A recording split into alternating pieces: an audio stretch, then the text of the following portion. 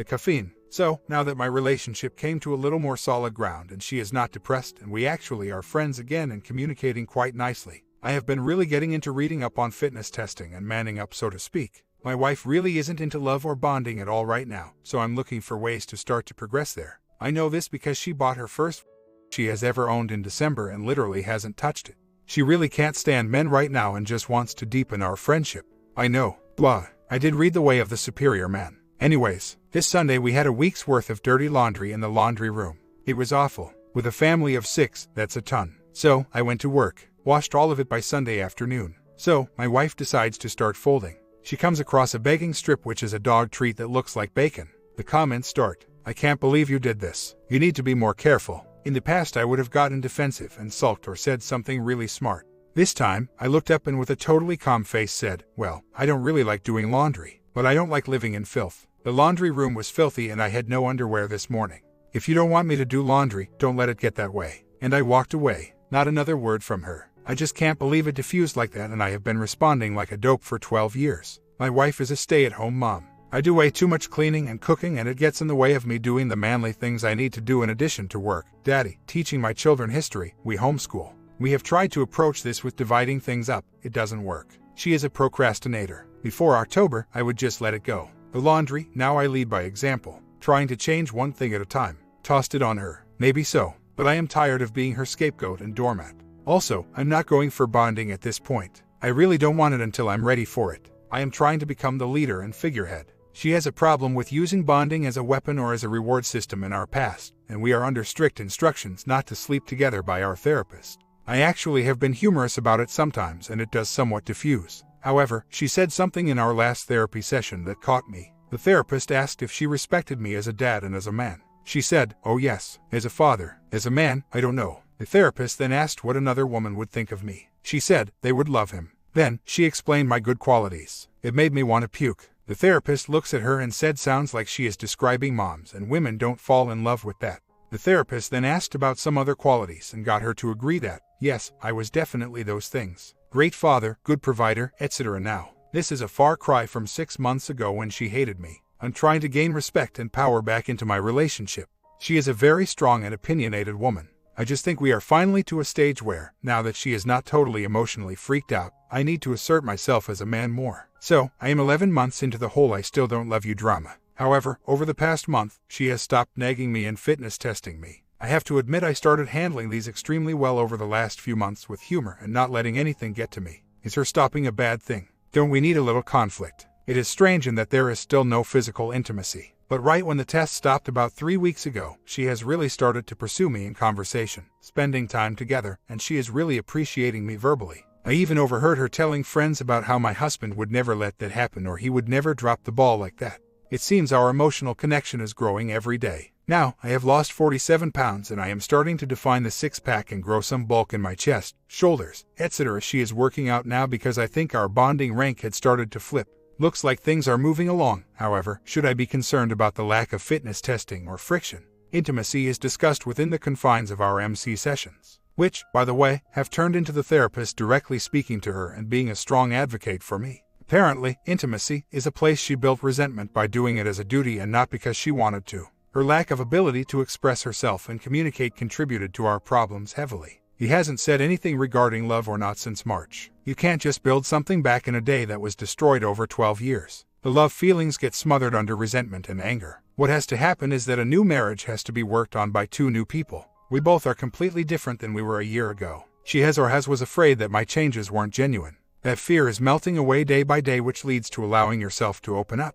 I am totally okay where I am going and am it because, every day, I learn new things that will impact the rest of my life. We have 4 beautiful children, and for me to be selfish because my wife is not meeting a mythical timeline for our relationship to be full of love feelings. Please, when this is said and done, I will be a really good man because of it. Whether it is with my wife or not, only she can make that choice. However, this is helping me every day become better at everything I do. She is planning the MC sessions. She is pursuing having date nights. She sits with me in bed and talks about everything under the sun. The feelings are there. She is just scared to admit them. Our relationship is better than it ever has been from a functional standpoint. Who walks away from that just because the other is trying to figure things out?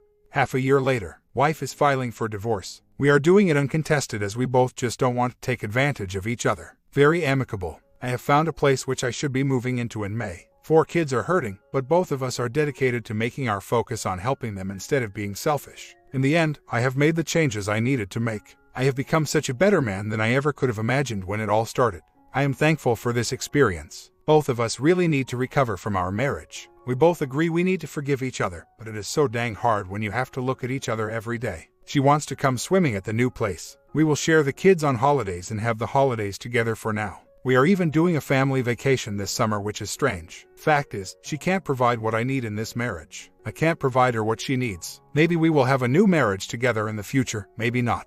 There is love there, but also hurt, resentment. Sometimes what looks like a step back is actually a step forward. I am looking forward to stepping out of the battle for a while and just being me. The bond is broken. I really do not care if she comes or not, but I will not deny my children the opportunity to be with the both of us at the same time. In regard to new women, it will be years before I entertain the thought of a relationship. I have been married since 20. Some people can be giving people and maintain their identity as a person. Just saying, there is no fog. If you were able to see the dynamics of the relationship, you would understand much clearer. It is very strange. She has wounds from her childhood that keep her from moving on with her life. She has relied on me for everything for 13 years. I have worked while she stayed home. I don't know how she plans on doing it, but she is going to try to live off child support and her babysitting money. The support is less than a court would issue as she doesn't want to rob me of having a life. It is like she is making it hard on herself on purpose. Her self-esteem is a joke. She says things like, I can just be alone for the rest of my life, and you deserve someone who can love you and loves themselves. And she doesn't want to get a job. I don't know. It is just plain weird. Sometimes, you just can't use the blanket reaction for every scenario. My mindset is not to be good friends with her, but I do have to co-parent with her. You can call it rationalizing or whatever. You don't have all the facts about the dynamic that is going on. I don't really care to put all the relationship out there because I don't really have time to spell it all out, and I'm really tired of talking about it and thinking about it.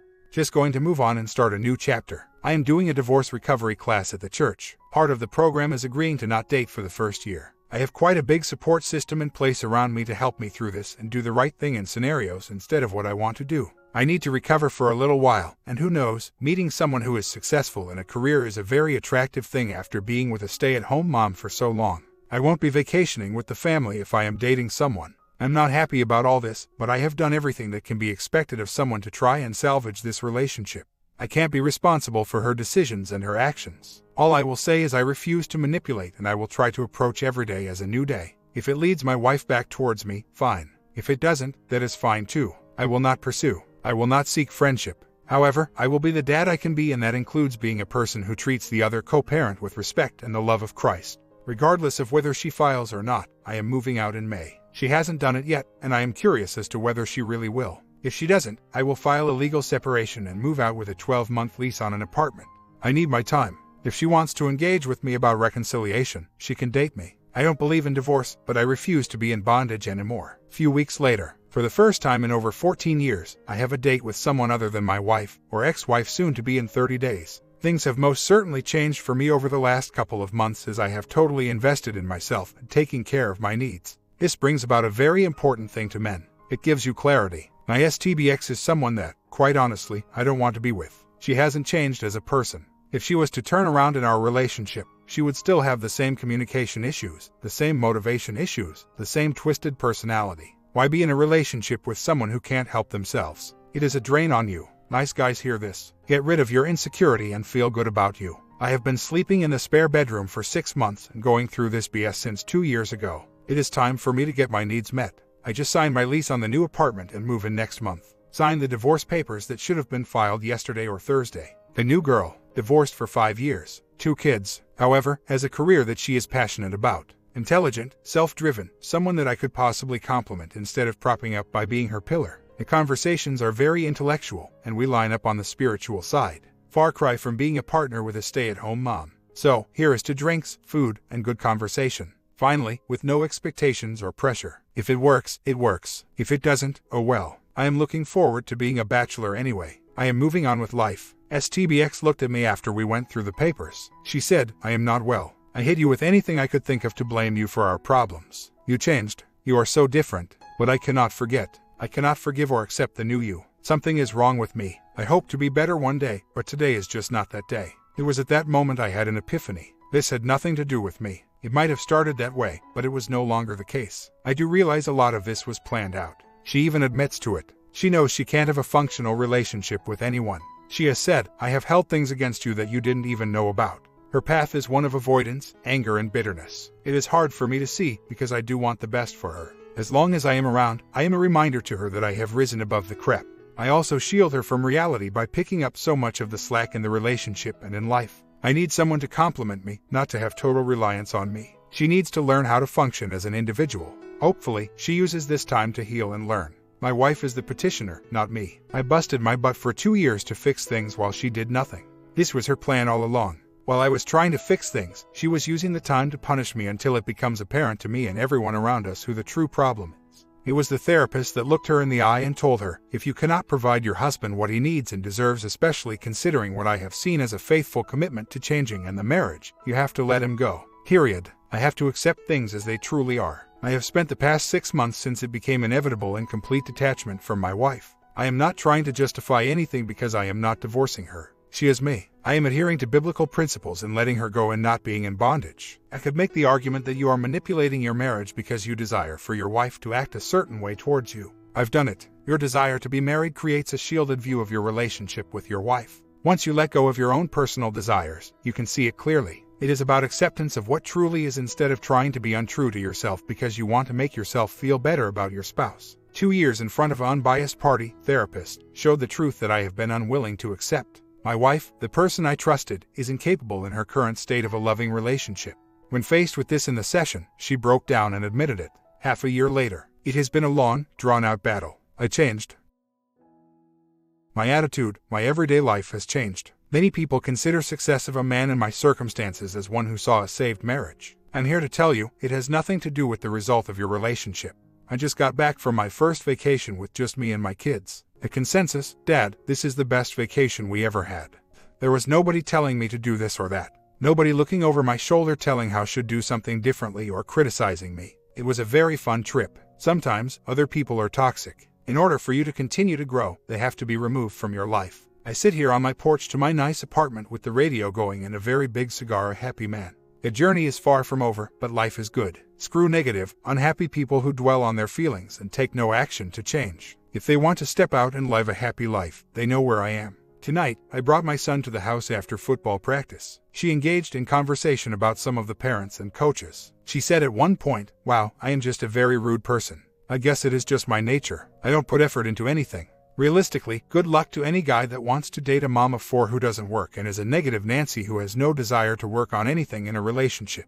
A month later, yesterday I went in to see our old marriage counselor. She also does I see. She was so effective in my development as a man over the first year that I figured I needed some help to transition, seeing that my divorce will be final Wednesday. What she had to say to me was deafening. I spent the first 15 minutes catching her up on all the events. She really gave me an in-depth perspective on my ex, what my boundaries should be moving forward, and how I need to act when she tries to re-engage me. She felt very confident that would happen. I just don't get how, but whatever. Her actual statement, 99% of women would have died to have their husbands do what you did in therapy. You should be supremely proud of yourself. So, the next question, what do you want to get out of therapy? I told her I wanted to be able to handle my ex without emotion, as businesslike as possible. We walked through the fact that my emotional attachment to my wife, or love feeling, is based upon someone who doesn't exist anymore. Personally, I would not date her. She is amazingly beautiful, like model-type attractive. She doesn't have a job, got food stamps to live off of and my child support. She works a little for cash here and there. She doesn't communicate and has trouble connecting emotionally. She can't deal with problems openly without attacking. So, here we are. I have to write a letter to the wife I knew 3 years ago, the woman who no longer exists. I have to write this goodbye letter to let her go. The person I adored is only a shadow after her miscarriage. I guess I had hoped that she was still in there somewhere, but I can't have that hope. I'm stuck until I release that connection. Tomorrow is an ending of sorts, closing the former chapter to engage a new life. I am eternally grateful for the last 2 years. I lived through emotional hell, but I am different now. I love myself. I realize that I am capable. I am a good man. I am a good father. I have become much closer to what I was intended to be in the first place. That gives me hope for a future. Maybe my ex does walk the path of regret and changes. Maybe she doesn't. All I know is that her actions or non-actions are no longer tied to my happiness or my validation as a man. I am at peace with who I am, where I am, and what I am becoming. Good luck to her. She's going to need it. So, me and the now ex-wife show up to court yesterday to finalize our stuff. I'm sitting there early, and she walks in. She sits right next to me and just starts chatting it up. Asked me if I was nervous and had anxiety. I respond with an absolute, what the hell facial expression, no. She said, I am so nervous that my period came 4 days early, and I have diarrhea. I look at her and respond, well, put on your big girl panties because we are about to walk in. What in the world is wrong with this crazy chick? If you have that much anxiety about something, do something about it. She was so scared the judge was going to ask her questions about why she didn't have a job, etc. Be an adult. Goodness, I am so glad I don't have to put up with this garbage anymore in a marriage relationship. Do normal people act like this? I personally don't want anything to do with her outside of co-parenting. She made the comment as I dropped the kids off this morning and they complained about a couple of things. Mom really needs to get a real job. Her self-esteem is crap, and I, for one, am over it. Days later, it has been now 5 months since I moved out. The divorce is final. Things have been rather smooth for me. Self-discovery without dealing with the chaos I faced every day at home is enlightening.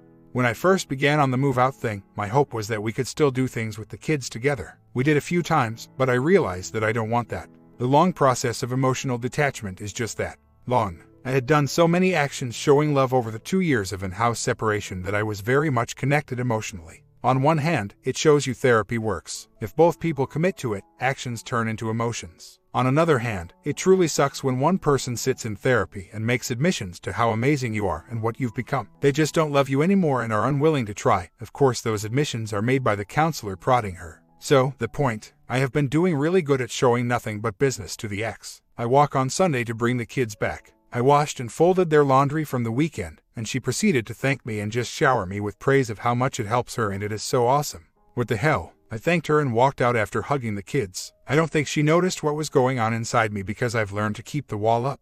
In a few words, the wall was gone. 2 years of nothing from her. Now you want to give me words of affirmation. Is this some type of game? I really believe the light bulb moment for me was when I saw how hard life was with her. She doesn't communicate, properly handle problems. It was like dealing with a teenager. Sitting in front of our therapist by myself a year later really opened my eyes. She gave me a lot to think about. You have to have 2 functional adults to have a relationship.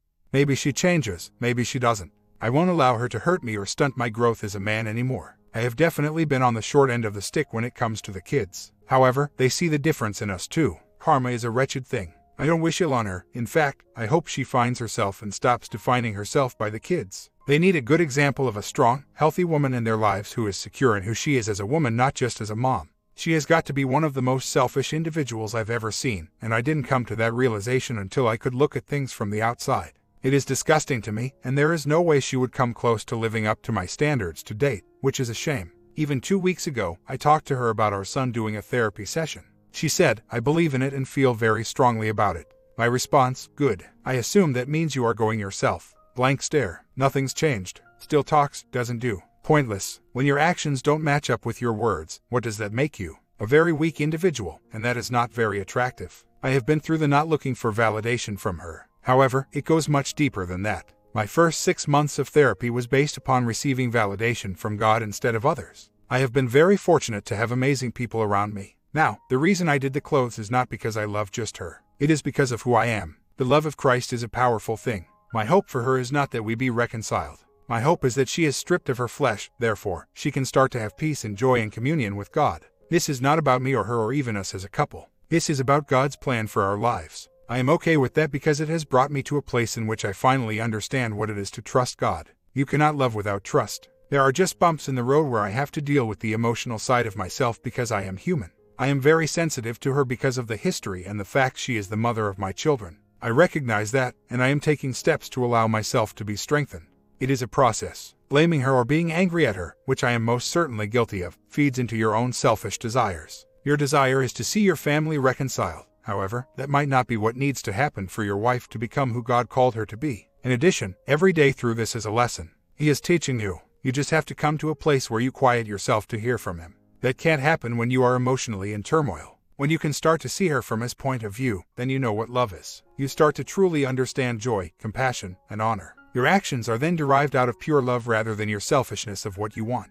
It makes you separate from your pride and your ego, and that is a very good thing. Regardless of the path that ends up happening, you will become more able to handle a woman or her emotions because your ultimate trust lies from above. It is a very uplifting thought. No longer will your happiness be tied to someone else's actions. thoughts, or moral compass. So, I ran into a friend of the ex's the other day. She actually is no longer a really good friend. They used to be in Bible study together until my ex disagreed with the ladies on that she needed to take ownership of her part in our breakdown. The ex left the study and labeled the group as judgmental, which I find ironic and hilarious. She had something to say to me that was quite intriguing. She looked at me and said, "When a man steps up and takes responsibility for a breakdown, humbles himself before his family, admits his faults, and sets himself out to be the best man he can be, that is a rare man and a very good one. When a woman will not accept that man and forgive, she has set herself up to not receive the very blessing God is giving her in her life. She wastes it allowing another woman to enjoy that blessing down the road if she doesn't wake up.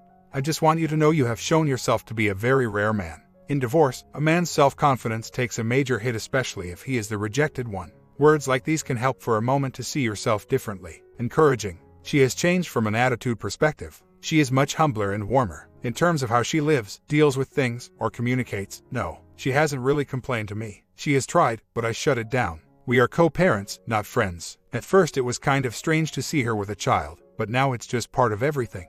I'm just glad to be out of the relationship with her. She is a drain on everything. Emotionally, physically, mentally, and financially. I think she has good intentions. She just has no life skills or capabilities to see those intentions through. It's sad, really. The girl is stunningly beautiful. A year later, moving back into the family home. I just moved back into the family home, my home, after being gone for 1.5 years. I thought it would be a strange situation full of old memories and past wounds. However, it wasn't. I found that standing in my living room a certain peace. There wasn't any strife, no expectations from someone else, no judgments, and just an all-around feeling of, it's good to be home. I have wondered lately if I was completely healed from the long, drawn-out debacle that was being married to someone who couldn't carry their side of a relationship.